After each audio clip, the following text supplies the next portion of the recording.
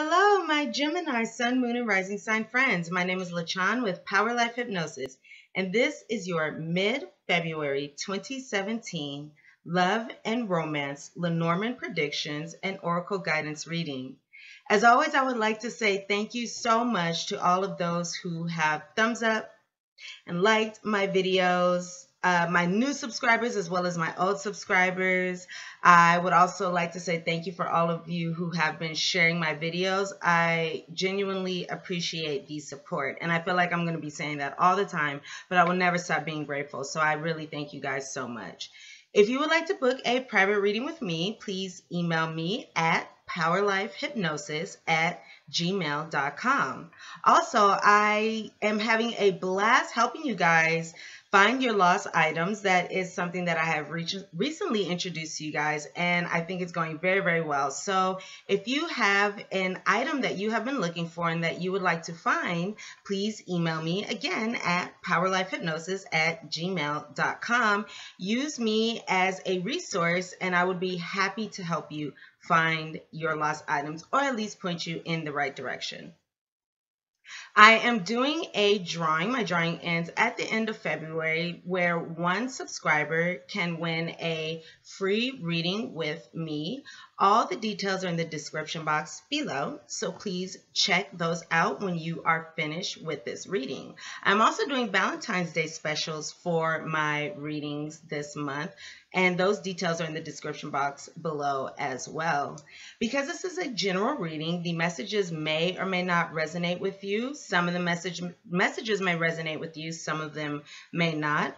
Please check your moon sign and your rising sign videos as well for a more complete picture of the ending portion of your February, or if these messages do not resonate with you. And if these messages do, I would love to hear how in the description box below. If they don't, you will know that they don't because you won't identify with the things that I'm saying. But if they do resonate with you, I would love, love, love to hear how. So please drop me a comment and let me know how these messages resonate with you. Alrighty, so I'm going to get started. Okay, twins, so what I did for your reading is I picked 3 Lenormand cards for a very short prediction because I wanted to focus more on the oracle guidance for this reading. So I'm going to do 3 Lenormand cards, and then I'm going to get into your oracle guidance. Okay, so let's start. All right, so twins, the 3 Lenormand cards that I pulled for you are the mice,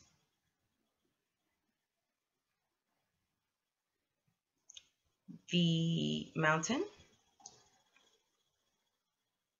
and the garden. Let's see if you can see these. Okay, so the mouse, the mountain, and the garden. And this prediction, it seems like it may be a little not all over the place. Sorry guys, this is my first time making videos, so I accidentally cut off the video. So okay, let me back up. So I have the mice, the mountain, and the garden for you. And it seems like with these 3 cards together, because this is a general reading, this can go many different ways. And it's hard to say, you know, exactly what will resonate with you, because these 3 cards together can go many, many different ways for you guys. So let's see what we have here. Okay. So the card in the middle is the mountains, and the mountains usually speaks to blockages. It speaks to challenges, but blockages that are easy to get over. It can also speak to stagnation in a relationship or coldness. However, I do see here that we have the mice, which signifies diminishment. So from taking these 2 cards, these 3 cards together, and also this garden card has to do with socialization and large social gatherings and things like that. So putting these 3 cards together, what I would see here is there's some of you who may be experiencing, for those of you who are in a relationship that seems a little bit unstable at this time, it looks as though this unstable relationship may be challenged because of somebody playing the field, because a garden card can also represent playing the field, not being ready to settle down, new encounters, new romantic encounters, meeting somebody at a social event, and things like that. So this can say that there may be, again, some an unstable relationship may be challenged, or there may be some kind of blockages because of someone playing the field or because of someone meeting new people. So this can be you or your partner. Because the mice card also deals with a reduction and diminishment, excuse me, this can speak to a reduction in blocks to your social life. So some of you may receive a reduction to whatever is allowing you to go out and socialize and meet other people. So that may be something that you start doing more often in the ending portion of February. Or this can also say that because the mice card can also deal with a manipulative relationship. So this can also mean that a manipulative relationship causes a block in your social life. So for those of you who are in a not so good relationship, this could be keeping you from going out and socializing, seeing other people, maybe your friends, your family, or just meeting new people. And this can also say that playing the field and being non-committal can make you feel indifferent about an unstable relationship. So there are many different ways in which this can play out for you guys. And yeah, so those are the predictions that I have for you. So let's get into the oracle guidance.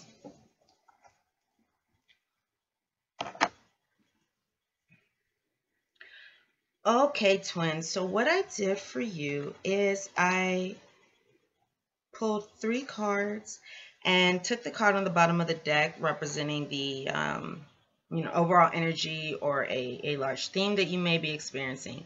And the cards that I have here for you on the bottom of the deck is, let's see if you can see this better here. So this is number 38. To be fair, there we go. Number 38, to be fair. And because this card is number 38, this resonates a 2 energy, which has to do with balance, duality, partnerships, and things like that. And that goes very well with this card, to be fair, because this card does speak of balance. It speaks of mutual benefit between 2 people, sharing, balance, and things like that. And what this card is saying is, in life, there are times when we have challenges in our romantic relationships and times when things are good. So it's like a pendulum swinging back and forth. So things can be good, things can be bad. It's kind of like the yin yang symbol. Things can be good, things can be bad. And if you are experiencing something at this time in your life, in your love and romantic relationships that are less than ideal, recognize this time for what it is, because things do swing back and forth. So if you're not happy now, whatever you are going through, you are supposed to be going through it for a higher purpose, for a higher reason. So look at this situation without any type of judgment and just recognize that sometimes things are good, sometimes things are bad. So even when things are less than ideal, we come out of them. We come out of them, and by accepting them without judgment, we are able to view them from an objective position in which we can see how these situations can teach us something, or how these situations can actually help us in our love and romantic relationships. And for those of you who are in couples, this is also speaking to fairness in your relationship and equal give and take with your partner, giving and receiving. So this speaks to mutual fairness, because when you are in a relationship, you want to get along with your partner, you want to relate to your partner, and that is about listening to your partner as well as being listened to. Your wants, your needs, your feelings, everything about you being acknowledged as well as your partner. So it really is about relating with your partner, looking at both of the things that you guys need and coming together in that way. Okay, so now we are going to go to the first card that I pulled for you, which is the Yang card in the reverse.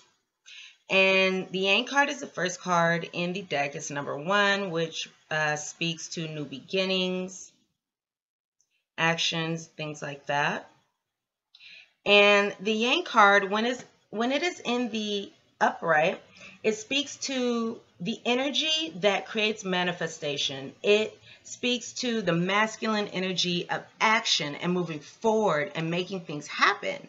However, when this card is in the reverse, it can speak to impulsivity and aggression and moving forward with too much action. And it's really interesting as I'm looking at this card, because in the upright, as you can see, there's these 2 hands here, and in the upright it looks like this person is allowing this manifestation, this ball of energy and this manifestation to fall into his hands. However, when it is in the upright, it looks like he is shooting this fireball out.